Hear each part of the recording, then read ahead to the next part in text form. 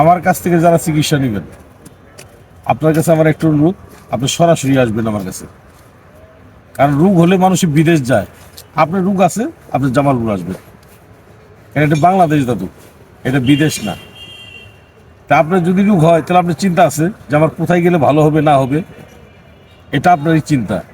আর জটিল সমস্যাগুলো যদি আপনি ভালো করতে চান, যৌন সমস্যাগুলো, যেমন কিছু লোক আছে অতিরিক্ত ওয়ান টাইম খাইতে খাইতে এখন শেষ হয়ে গেছেন, এখন কোনো ওষুধ আপনাকে ধরে না।